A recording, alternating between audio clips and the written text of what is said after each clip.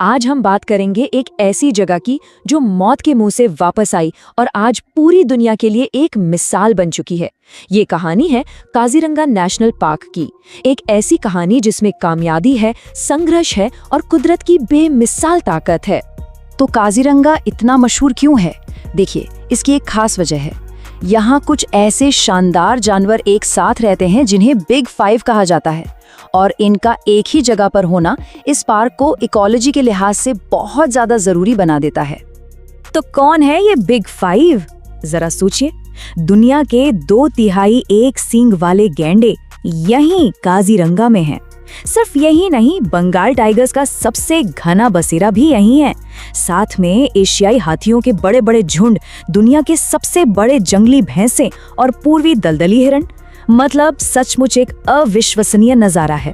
इस सोचना भी मुश्किल है, पर यह सच होने के बहुत करीब था।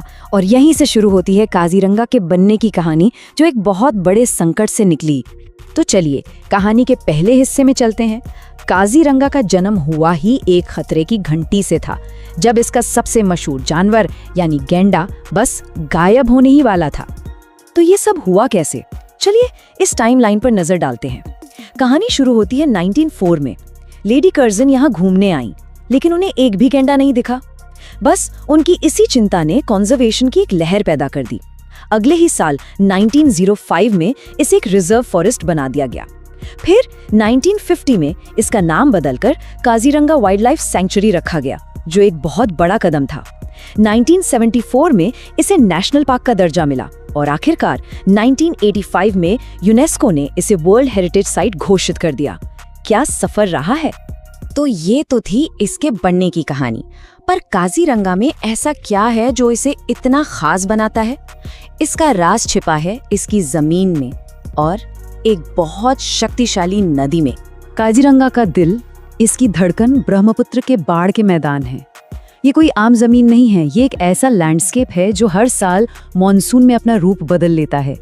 इससे घास के मैदान, जंगल और अनगिनत झीलें बनती हैं, जिन्हें वहाँ बील कहते हैं। मतलब एक जीता जागता बदलता हुआ इकोसिस्टम।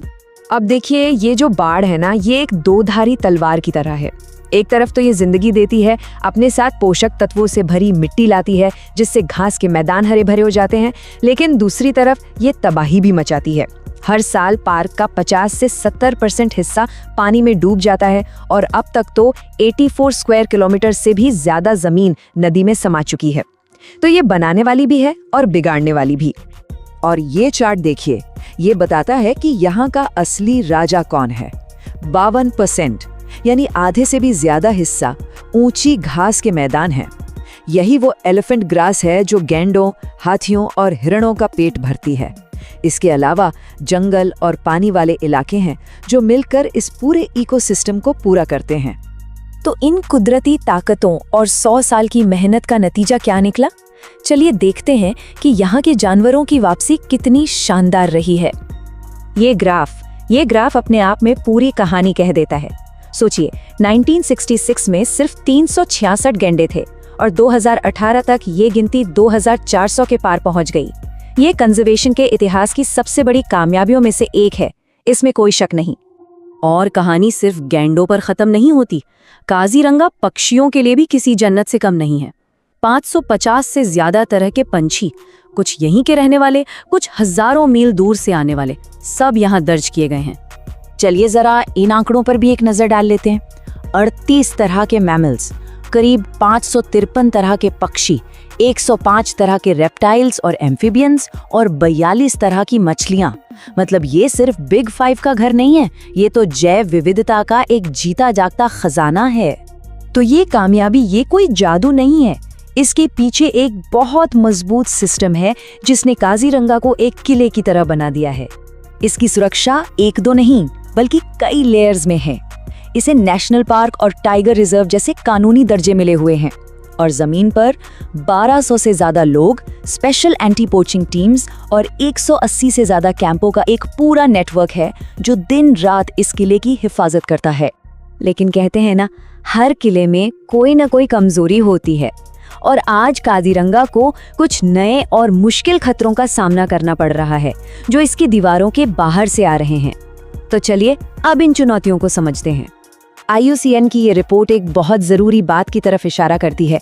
रिपोर्ट कहती है कि कॉन्जर्वेशन के फैसलों में स्थानीय लोगों की भागीदारी बहुत कम है और यही चीज़ आगे चलकर एक बड़े टकराव की वजह बन सकती है। आज के खतरे पुराने ज़माने के शिकारियों से कई ज़्यादा पेचीदा हैं। अब खतरा है इंसानों और जानवरों के बीच बढ़ते टकराव का, ज़मीन पर कब्जे का, बाहर से आई आक्रामक प्रजातियों का और बढ़ते टूरिज्म के दबाव का। पर शायद सबसे बड़ा और अनजाना खतरा है क्लाइमेट चेंज, जो उस ब्रह्मपुत्र नदी के पूरे मिजाज को ही बदल रहा है, जो काजीरंगा को जिंदगी देती है। तो आज काजीरंगा एक ऐसे मोड़ पर खड़ा है जहां उसने 100 साल की चुनौतियों को तो पार कर लिया है, लेकिन अब सामने कुछ ऐसी मुश्किलें हैं जिनका कोई सीधा सरल जवाब नहीं है। सवाल ये है कि एक किले की हिफाजत कैसे की जाए जब सबसे बड़े खतरे बदलते मौसम और उसकी दीवारों के बाहर की दुनिया से आ रहे हों। ये सवाल सिर्फ काजीरंगा का नहीं है, ये दुनिया भर में कंजर्वेशन के भविष्य का सवाल है और इसका जवाब ही तय करेगा कि हमारी आने वाली पीढ़ियां इस अनमोल विरासत को देख पाएंगी या नहीं।